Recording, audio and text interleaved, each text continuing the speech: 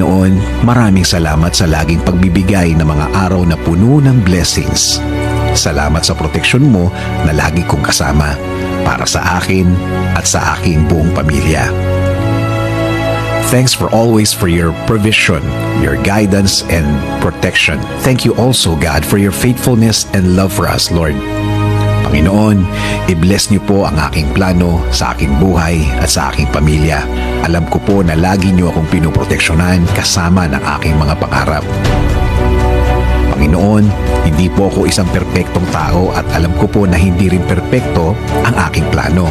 Pero kayo na po ang bahalang mag-ayos ng mga mangyayari.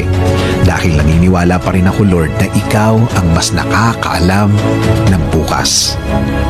Alam ko po, Lord, na marami pa akong dadaanan para matupad ang aking plano sa aking buhay. Pero alam ko po na bibigyan niyo po ako at ang aking plano sa buhay ng tamang direksyon.